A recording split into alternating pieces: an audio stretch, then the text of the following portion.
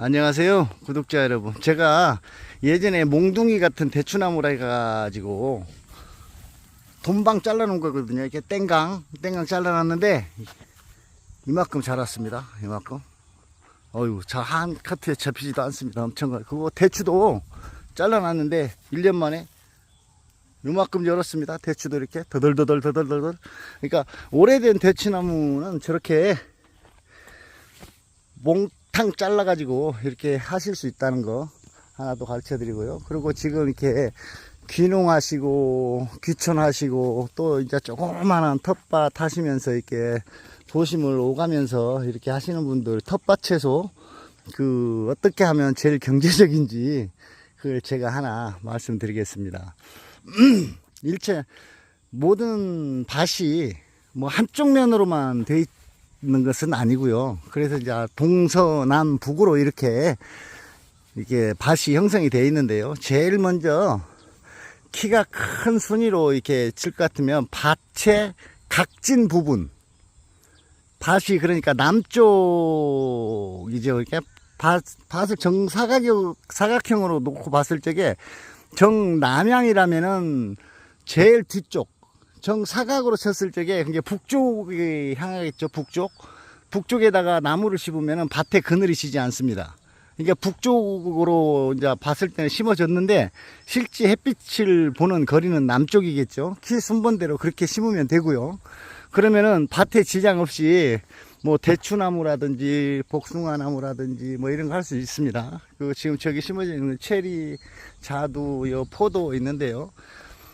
이 포도나무 같은 경우에는 낮게 키울 수도 있고 높게 키울 수도 있습니다. 제가 샤인머스켓 2개, 그리고 여기 거봉 이렇게 했었는데, 샤인머스켓, 이제 거봉하고 샤인머스켓은 죽고 이 샤인머스켓 한 개만 살았는 것 같습니다. 이 한 개만 심어도 뭐 한 100송이 이상 운영을 할 수가 있습니다. 100송이 이상. 그러니까 하나만 제대로 잘 키우면 되는데, 이거는 심을 때 어디를 향해서 심느냐 하면은 햇빛이 이제 서쪽, 맨 마지막에 서쪽에 햇빛이 이제 동쪽에서 떴다가 서쪽으로 지면 지지 않습니까? 그러면 서쪽에 지대가 조금 낮은 부분에 이 포도나무를 심으면 밭에 역시 영향을 주지 않고 수확을 할 수가 있습니다. 그리고 꼭 심어야 되는 게, 이제 저희 집 배열을 이렇게 말씀을 드리면은 어쩔지 모르겠는데, 저 역시 그렇습니다. 이제 4인 가족 기준으로 했을 적에 심을 수 있는 것 중에 이 호박이 있습니다. 호박. 예. 이거는 호박이 주키니 호박이라고 하는 건데요. 이거 보면은 중화요리집에서 많이 쓰는 호박이고요. 이것도 역시 마찬가지 중화요리집에서 많이 쓰는데요. 이거는 마디 호박이고요.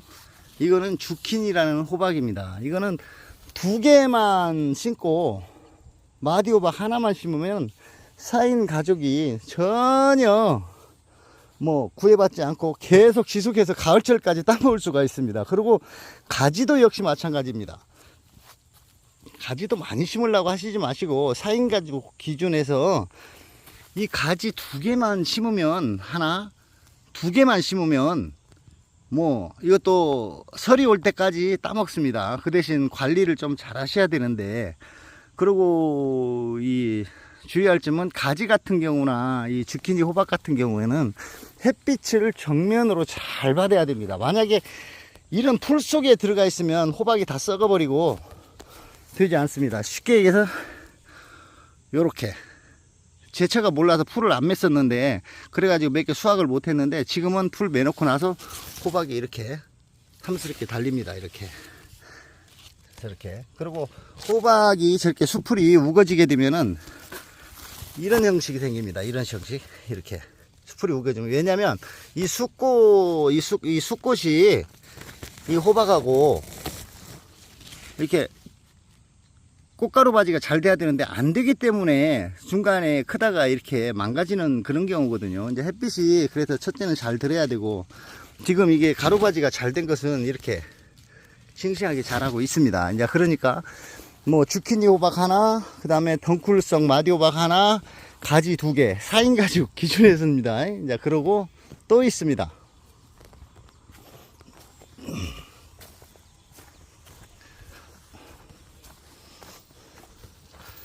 이거는 집 앞에 복숭아 나무인데요. 귀신 뭐 못 들어오게 뭐 집 앞에 심은 건 아니고요. 저는 그런 미신을 믿지 않기 때문에 심었는데, 이 복숭아가 한 6월 초에 나오는 복숭아입니다. 이런 거 한 그루. 그 다음에 또 이제 심을 수 있는 게 이 오이거든요. 이 안에 보시면 이게 오이 나무예요. 우리 둘이 집 옆인데, 이 오이 역시 하우스라든지 어디 빈 공간에 2개만 심어 놓으면, 지금 여기 다 따먹고 노각이 된 거예요. 큰 거. 그렇습니까? 큰 거 하나는 일부러 노각이라 매달아 놨는데요. 이거 역시 2개만 심으면, 이 2개만 심으면 얼마든지 먹습니다. 그 고추도 역시 마찬가지입니다. 고추도 이렇게. 고추. 지금 이래 보시면, 이제 여기는 고구마 밭인데요. 고구마를 여기는 한 50평, 56평입니다. 이 고구마를 심어 놨는데, 이거는 판매를 하기도 하지만은 전혀 농약이라든지 이런 걸 저는 쓰지 않기 때문에 하우스에 지을 수밖에 없더라고요. 이제 고구마 같은 경우 보면 수분 조절도 잘 해야 되는데, 하우스에 지어 보니까 당도가 너무너무 좋은 겁니다. 신경 쓸 것도 없고 고구마 순도 먹고. 그리고 하우스를 이렇게 하나, 시설하우스 조그마한 걸 가지고 있으면, 이 고추도 보십시오. 다른 고추 같으면 약을 몇 수십 번 해야 됩니다. 근데 일부러 풀을 뽑는 게 아니고, 고추밭은, 내가 먹을 고추밭은 풀을 뽑으시면 안 되고 풀을 이렇게 젖혀줍니다. 이렇게 풀을 이렇게 눕혀주면, 요놈이 풀이 눕혀진 상태에서 풀이 옆으로 자라는 것이 아니고, 그냥 풀이 이렇게 뉘어놓으면 세력이 그냥 거의 정지하다시피 합니다. 그러면 여기 새로운 게 또 나오거든요. 그러면 이놈이 또 한 번 이렇게 눕혀놓습니다. 이렇게 눕혀놓으면 고추가 병도 들지 않고, 뭐라고 그래야 되나? 수분도 마르지 않고. 지금 이래 보시면 이 고추가 아주 싱싱하거든요. 이 먹을 고추 같은 경우에는 좀 병이 좀 와도 그냥 농약 안 하고, 그 파도 역시 마찬가지 저렇게 쭉 심고요. 그러니까 그러고 나서 이제 7월 달쯤 접어들면 과실도 있어야 되잖아요. 근데 복숭아 나무 같은 경우에는 이게 벼랑에 심어서 이렇게 수확을 합니다. 그리고 가상으로 이렇게 하는데, 이제 여러분들이 어떻게 이제 배열을 하느냐에 따라서 많은 차이가 있겠습니다만은, 이 농산물을 갖다 너무 많이 심으면 처치가 곤란합니다. 처치가. 그래서 여기 보면 뭐 상추, 아욱, 근대, 당귀 뭐 희한한 게 이 하우스 맨 가상줄로 쭉 심어져 있는데요. 이제 대부분 보면은 나무에서부터 줄기, 이제 뭐 대부분 심는 게 다 뻔하지 않습니까?